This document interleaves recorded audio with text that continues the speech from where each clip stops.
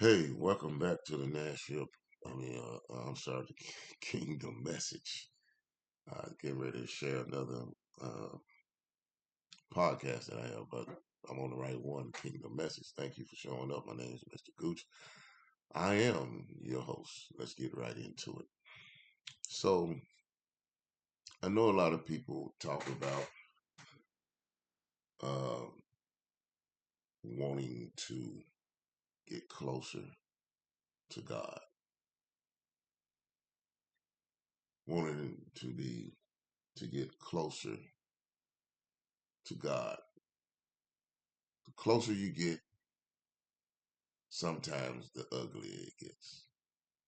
And I know some preachers ain't gonna tell you that.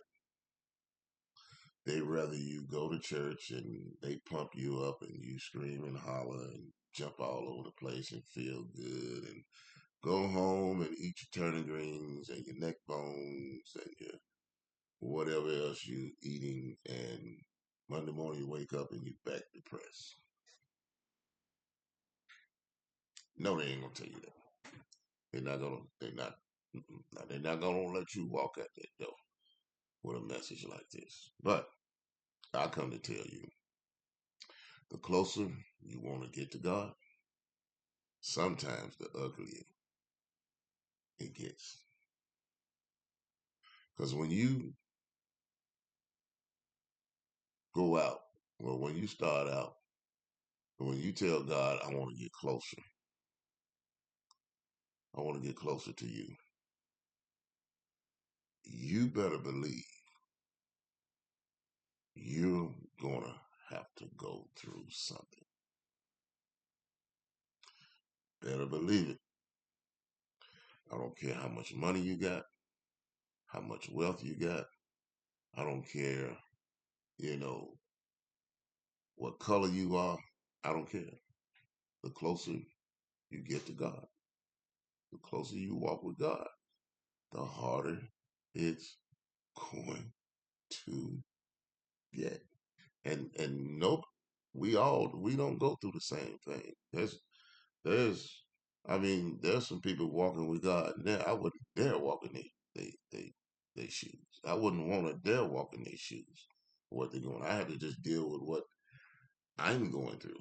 And there's some people who probably wouldn't want to walk in my shoes on the journey that I'm taking, of trying to uh, walk closer and be closer to the Father. Because here's the thing: in Deuteronomy 8:3,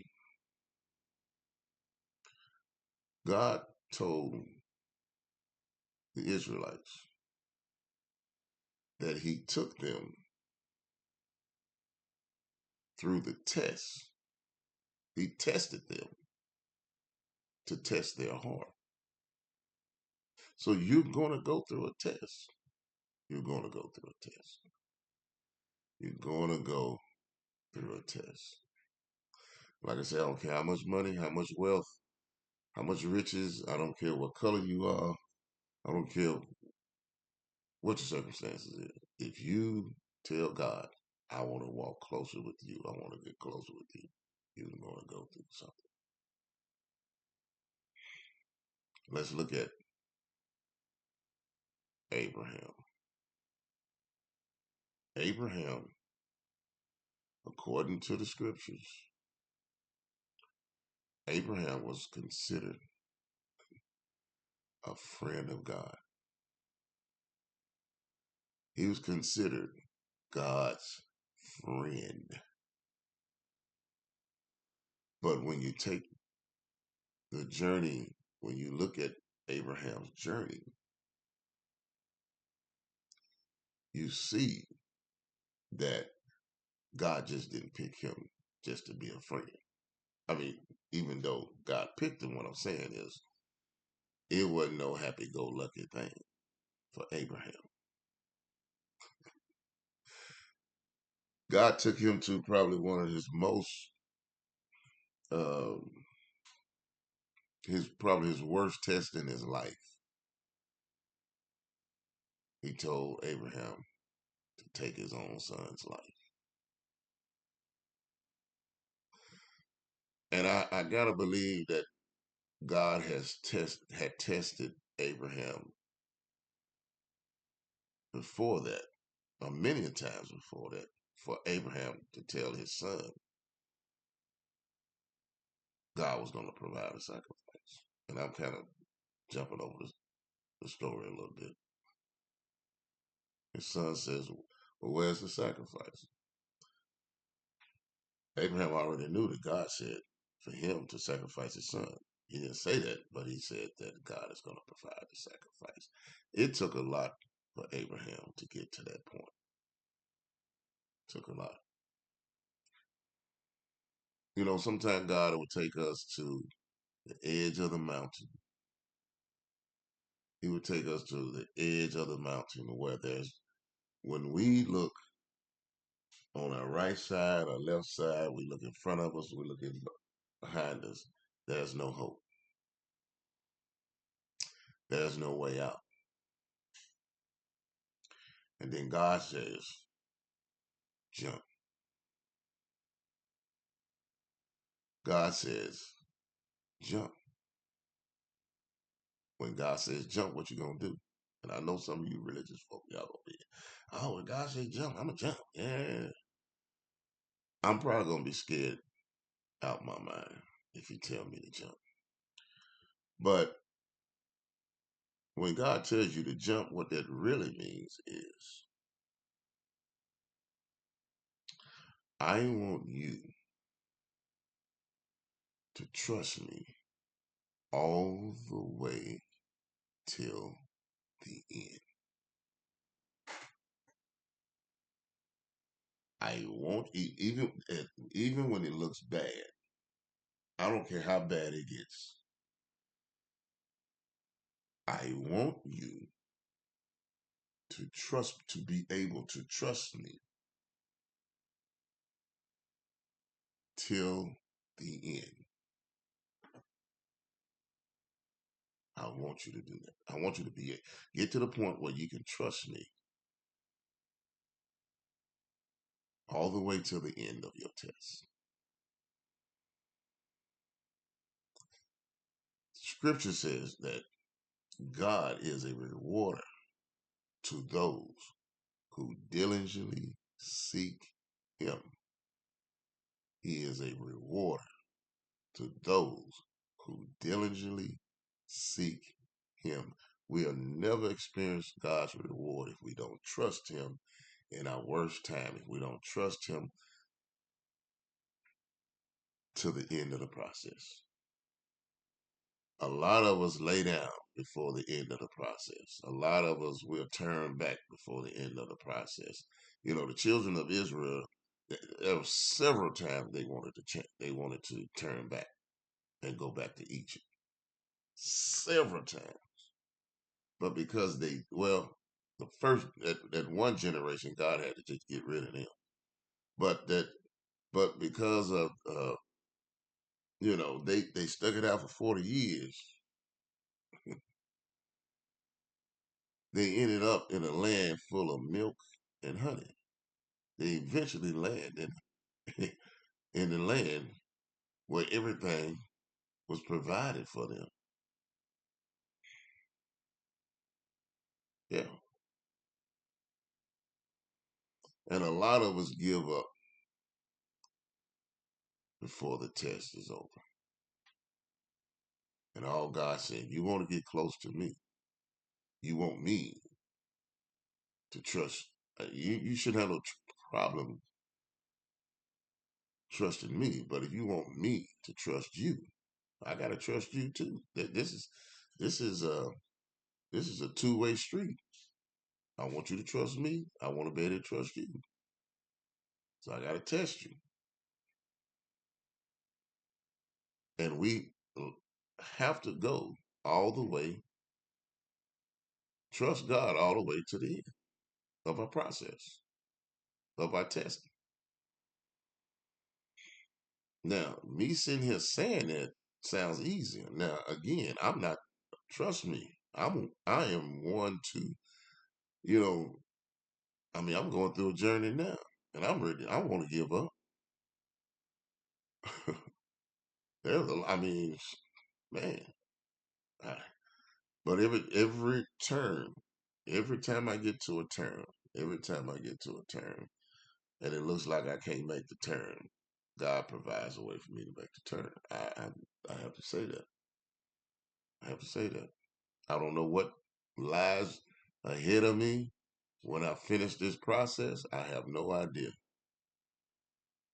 other than, you know, even if I die in my journey, I know at the end the kingdom which has everything that I need, everything, of the perfect world, it will be my reward.